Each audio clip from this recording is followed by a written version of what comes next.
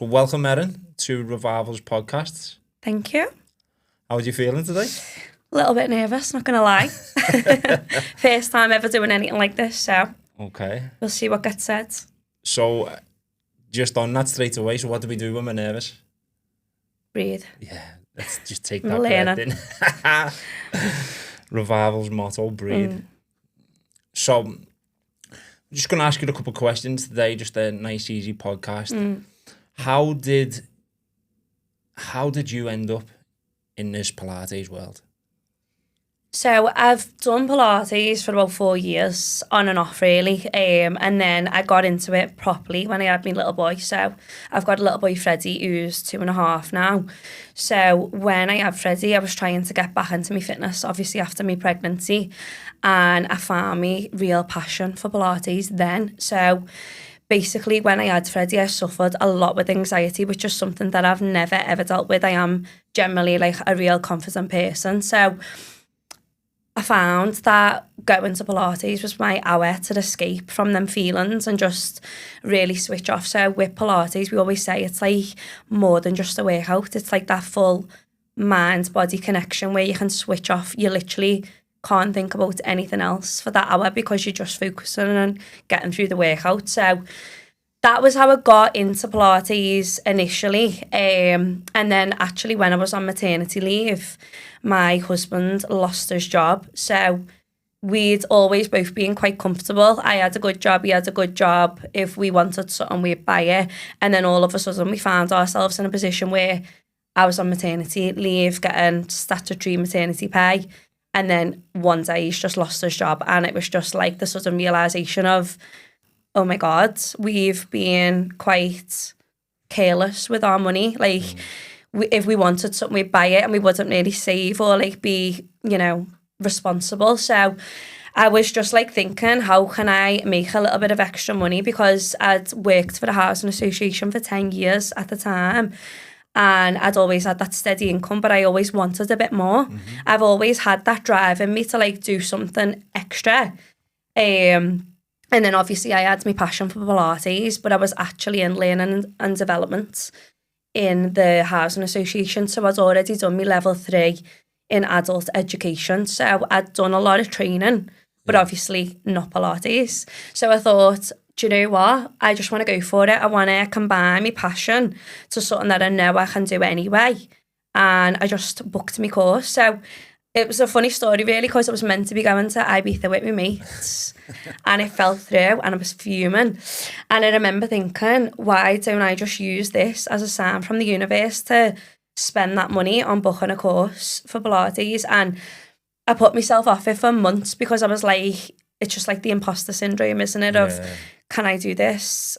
Are my mates gonna come to me classes? Like, is anyone gonna like me? Like, you just don't know.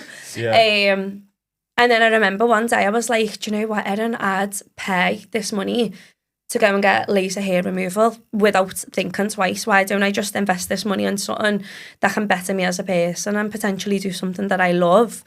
So yeah, I booked my course and then I got a job at a different gym. I know probably shouldn't really talk about that on Revival's podcast. Don't be shocked. No, it's all good. But the gym that I was going to at the time approached me and she was like, we'd love you to start teaching here. So I don't know, it just sort of fell into place. I was super lucky. Like, I don't know whether it was right place, right time. Just got offered an amazing opportunity. And it's funny because some girl who does my eyelashes when I go on holiday or whatever, she sent me this page for Revival. She was like, oh my God, you should look at doing some classes there. And I remember, because I'd only just done my course, and I remember thinking, I can't work there, and my messaging there looks too good. So I didn't message, and then one day I did, and then I started teaching here, and yeah, that's how I got into Pilates, and I've never looked back since. Wow. And there's a couple of key things I wanted to pick up on. Obviously, there was a couple of situations there where doors closed on you, like your husband losing his job, and then it sent you to push into this work a little bit more, to push into Pilates. And so, just credit to you to, when a door closes, to push in another direction. Because sometimes in life, we think things are happening against us when actually they're happening for us, but we just can't see it. Yeah. So amazing there the way because some people don't have that awareness to really push into something else. Yeah. So amazing. It's hard, isn't it? Because you just get so comfortable doing what you've always done, and then it is so easy to dwell on something. And I think I did for a while. I'm not gonna lie. I was definitely. like, why me? Why has this happened? Like, what's going on? And then I think it's like it humbles you a little bit. So like now, any like money that I make, I appreciate. Whereas before I was just like careless, whatever. Yeah. Whereas now I am super grateful. I'm a better person for it. So I've grown a lot from that experience, definitely. Definitely. It sounds amazing. The other thing I was going to touch on is what you said about anxiety, because it's something that now more than ever is like a real feature in everyone's life, and people are suffering from it a lot. And for anyone who's suffering from anxiety now, how do you think that helped your anxiety? How did Pilates help with your anxiety? And how did that, from that first session you turned up to like the 10th to the 20th, how did that feel, or what did it do for you in them situations? Because there's probably a lot of people out there listening who, this will really help, and are just a little bit anxious at the moment. I think the first step is just booking that class, because I think your anxiety stops you doing so much, because you're thinking, what if this happens? What if I don't look like everyone else? What if I'm the odd one out, or I can't do something? And I think it's just trying to take your mind from what you think could go wrong to just actually thinking, don't overthink, just turn up. And for me, I found that was my little release, 1 hour a week or 2 hours a week, whatever it was, where I'd go and then I'd go home, I'd be a better mum, I'd be a better friend, better wife, because I'd been able to step away from all the stress and everything going on, worries about money, whatever. That hour, I'd be like, okay, this is my time to completely switch off. Nothing else matters for this next hour. And I think like specifically with Pilates as well, because you do have that mind-body connection, it's different to just going to the gym. Like, don't get me wrong, like going to the gym's amazing. But for me, finding something that I actually love doing, like I have to get dragged kicking and screaming to do weights sometimes, whereas with Pilates, I'm like up for it whenever, anytime. Do you know what I mean? So I think finding an exercise that feels good for you. There's so much information out there. You can't just do Pilates to look this way or feel this way. I just think however you're moving your body, if it feels right for you, you just do you. And like, don't worry about any outside noise. Like, just find something that, one, you feel comfortable doing and you feel safe doing, and just do more of that, really. Yeah. And that, like, a word you've just said is just do you. It's like, if you show up for you, then that's where it all starts happening. Yeah. But if you stay and on you. That's how I feel like I've started thriving. So I've stopped worrying about what I should be doing or shouldn't be doing, and I'm just doing what feels right for me. Wow. And now I feel like I'm in the best place I've ever been, really, in that sense. So I just wanted to like let people know, like, I know what it's like when you're in that dark place. Like, I remember when I was on maternity, I was crying literally every single day, and I remember thinking, am I ever gonna live my life where I'm not upset, not anxious, worried? And yeah, it's just knowing that there is light at the end of the tunnel. Just if you're in a dark place right now, it doesn't mean that it always has to be like that. Yeah. And I really felt that. I felt the emotion. I know, I had to hold back the tears a little bit then. And it is, especially with new mums, it's a tough time, isn't it? So, that sometimes people underestimate that 1 hour, maybe twice a week, what it can actually do for you. Yeah. There's something that, I've been doing Pilates on that Tuesday morning with you, so I feel everyone's pain. And it's something I also want to go into with the men's Pilates, because we are doing that class on a Tuesday morning, and we're trying to get that men's community in here moving a little bit different than just throwing weights up and down. Yeah. And, it's difficult. How do you find it? I find it like, I know I should be doing it, but then I hate doing it at the moment. But I know by the end of the session, I feel so good. But I know for me, a lot of it's in my head where I'm against it. But then once I can get through that and it shifts, I feel so much better. My hamstrings are not feeling great, or my groin, but I know that they need to do more. Over time, it's going to get easier and you're going to get more flexible. And it's, it's a lot of there's a stigma around men doing, you know, not so much a stigma, but a lot of men will just do weights or I've done it all my life, where now I'm getting to an age where I want to be able to move as well. I want to be able to be freely moving. And like you said, it's also the mind, body and soul type of training. You're on a mat, it's just body weight. Sometimes you might put a little dumbbell in there, but it's not, it's totally different to what I've always done. It's a complete different style of training. And I think that's something I wanted to touch on as well. So like men go to the gym, lift heavy weights, and then they've got bad knees or bad joints. So Pilates is low impact, so it's kind to your joints. It's not, when you say low impact, you think, oh, it's easy, it's just a stretch, and it's not, is it? Easy. No, it's definitely, I can vouch for that. I think with Pilates, because it just flows continuously, you're moving constantly for that 50 minutes, hour, whatever it is. It's super tough. And, you know, speaking to my own partner, like what you've just said, that's what he says as well. It's like, I don't want to go because it's just for girls, or I'm going to walk in and I'm just going to feel like a divvy. And I want to try and break away from that. I love having men in my classes. I love welcoming anyone into my class, whether it's a men's only class or, you know, a mixed group. Anyone is welcome into my class. And something, again, that is really important to me is my dad has got mobility issues. So he's got arthritis and osteoporosis. So Pilates, because it is low impact and it's kind onto your joints and stuff like that, that's something that I am like quite hyper aware of, that I don't want to end up like that. So for me, doing this style of exercise that is, one, going to keep me fit and healthy, but also kind to my body, I just think it's amazing because I'm getting the best of both worlds, really. So I like to incorporate a lot of mobility stuff into my sessions as well. So I actually go to a mobility coach. I'm in with it on Monday. So that's something that I want to lean into more as well. Yeah. And I've noticed, like we were saying, the difference in your classes. In Revival, it feels like everybody's welcome. Yeah. It's like there's different ages, there's men, there's women, and they're all different, and everybody feels welcome. Everyone feels like part of it, a part of your community, and that's a credit to the way you teach, because people keep showing up for you, which is really good, and it's a great characteristic to have, that people love being in your energy, being in your company. So it's like that's not taught. Yeah. You know, that's not a taught. No one can teach you how to do that, but you hold space really well in them things. So I think as well, I know what it's like when you feel like that small little person.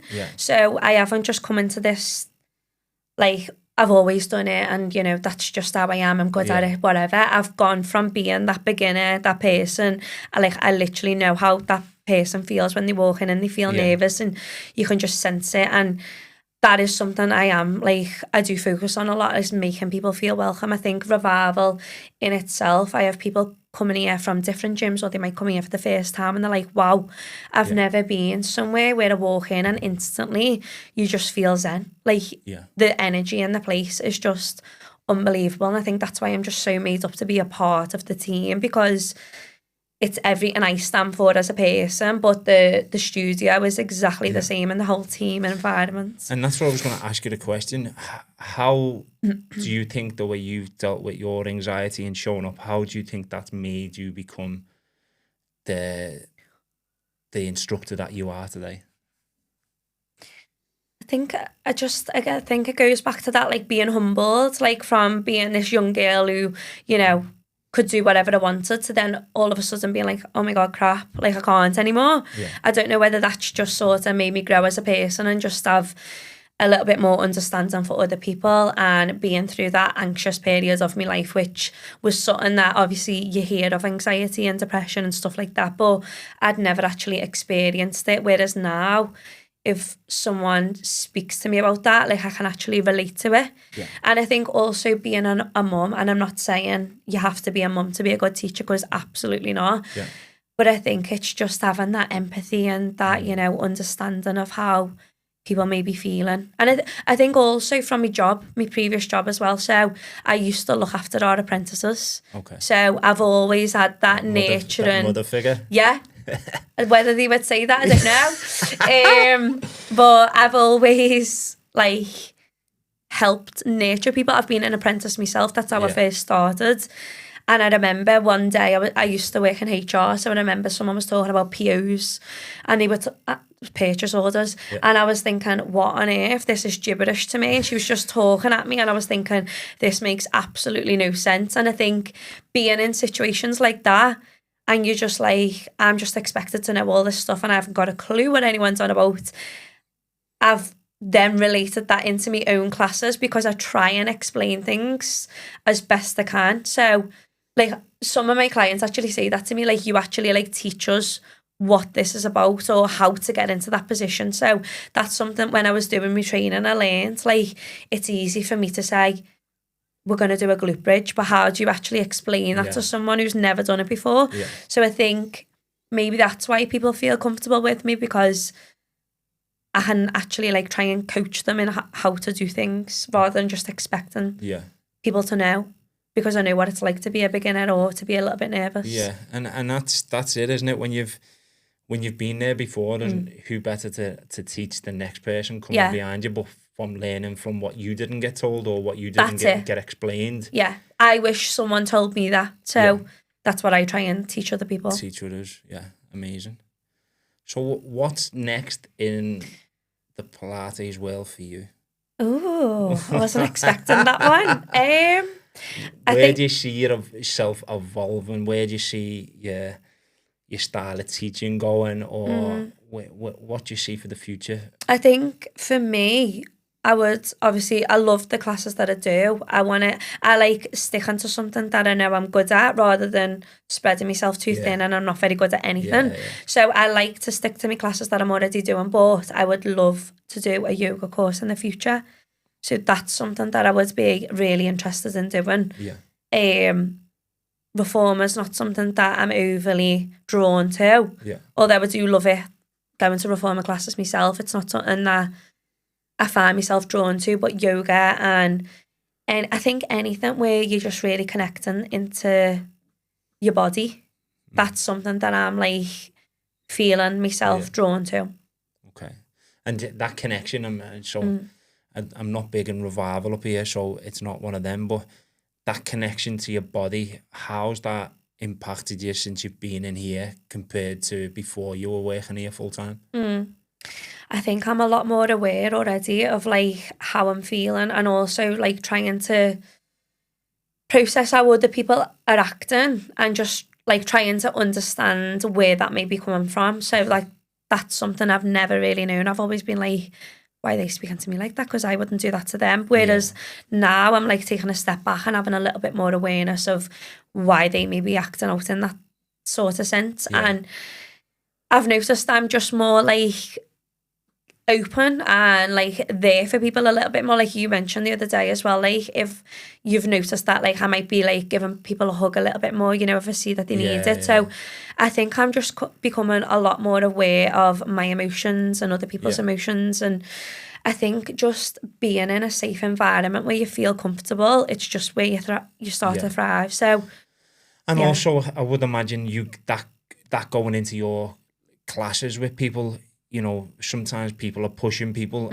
but they're not aware that something may be going on in their life, and they're not to know they are, because people only come in to do a Pilates class. But when you're more aware as an instructor, you know, you can feel, you're allowing yourself to feel, because I can imagine there's other classes out there when people just get push, but sometimes pushing into that pain or pushing into the uncomfortable is sometimes the worst thing you can do at that time. And so being aware will help, you know, the ladies or men or girls, boys turning up, knowing that you're aware, you've got the back in every type. And I think you're so right as well. So like in my classes, like we'll use props, we might use dumbbells, balls, blocks, anything like that, which is going to increase the intensity or add resistance. But like I'll always say, you know, you listen to your body. No one knows how you're feeling better than you. So if, you know, one day I think I don't want to use them dumbbells, or we're using the resistance bands, I always say to anyone who's new, if I'm telling you to put the props on and you don't want to today, there's absolutely no judgment. You take them rests, or, you know, like it's so funny. Like I was literally saying this to my mate the other day, you have no idea what someone's going through just because they put a brave face on or you look a certain way. Like they could be going through absolute hell at home, like you just don't know. And yeah, I just think it's dead important to like have that awareness and just understand that although people are paying to come to a class, it's up to them how far they take it. And that's why we always offer layers as well. So that's something as well I think is dead important, because I personally have been to loads of classes where there's just one option and I've left and I've thought, oh my God, I feel so deflated. Yeah. Instead of leaving feeling better that I went to a class, I feel worse. Yeah. So... And it's like, even though people are showing up and they're paying for a class to do Pilates for that hour with you, people, you know, it is a fitness. That's why they're coming in, because they want to move, they want to feel better, they want the body to you know, to accept what they're doing. Sometimes people still want to be held, be loved, held and seen. Yeah. And sometimes there's a lot of, I wouldn't say damage is the word, but there's a lot when people aren't seen, it's just as bad. So sometimes in them classes, when people actually feel you actually know, if you do this instead of that, or, you know, it's like that's seeing them and holding them where they are right now. And some people don't get that all their life. Yeah. So even as an instructor in a class, that's one of your gifts, as in, you know, apart from when me and Luke and you're laughing at us because we can't do certain stuff. Sorry, I'll have to work on laughing at you, won't I? It's the close community we've got Anyone here. else won't be laughing. But yeah, it's a real gift to be able to do that. And, you know, I think that's why people keep showing back up for you, that, you know, they do feel held, seen and loved. And it is really nice. Yeah. I know you've been pushing into something else, which is not Pilates, which you probably won't mind me saying, but probably the last 3 or 4 weeks you've been in the ice bath. Loving it, honestly. And I know, you know, I am a cold person, so I just never thought I would like an ice bath, but I'm loving it. Yeah. So I know, obviously here, me and Andy take people into the ice bath. And I know it's something we'd really want to introduce a woman, a lady, a girl, whatever you want to be called, doing that kind of work. So, you know, what would you, for someone who's never been in the ice like that cold, what would you say to other people, maybe women who are turning up for your Pilates class and now they're saying, I can't do that? What would you say to them? I'd just say, just give it a go, because I was that person. Yeah. I remember Andy was asking me for weeks. He was like, just get in the ice bath, give it a go. And I was like, I will. And then I'd be like, oh, forgot me because you can't do it, sorry. Or like there's always be an excuse. So I know that feeling. But what I would say is at Revival, having obviously yourself and Andy, who are the breathwork facilitators, it's like, just like next level. Like you like get yourself into that point where you think, I can't do this, but having you and Andy there, it makes you realise that you can do it, and what's the worst that's going to happen. So you might get yourself into the ice bath for 10 seconds and that's all that you can manage that day, and that's fine. Yeah. So, you know, again, knowing that there's never any judgment, whatever that person feels comfortable doing that day is completely fine. Yeah. But yeah, I've actually got Raynaud's, which is like a circulation problem. So I'm always freezing. My hands and my feet are always absolutely freezing. So I thought that would be torture, but it's mad. It's like you get in there and at first you're cold, but then when you're like in that rhythm of breath and you're just focusing, it feels like it's empowering actually. And then the buzzer goes off and it's time to get out, and you're like, I think it's just that feeling of like the sense of achievement that you've done it. And then obviously we've got like the infrared sauna as well. So like getting in there afterwards, like it just gives you so much energy. Like it puts you in the right mindset. It's like an amazing way to set us up for our day. And I noticed like my energy levels, like I might have had a bad night's sleep. I'm not sleeping great at the minute. So I remember the other week when I got in, I was thinking, oh my God, I've hardly slept. Do I want to do this? And afterwards I was like a new person. So I'd just say like, give it a whirl. Why not? Give it a whirl. Give it a whirl. You might love it, like me. Give it a whirl, and hopefully soon you'll be showing people into the ice yourself. So, you know, sometimes people are not comfortable with me or Andy, and that's also okay. There's no judgment there. But to have a female facilitator, hopefully soon, will be another empowering thing for Revival and for yourself. Yeah. To go from getting in the ice to then showing people how to get in the ice will be, you know. I'd love to do that. Another great credential on your CV. On your CV. CV. Extra.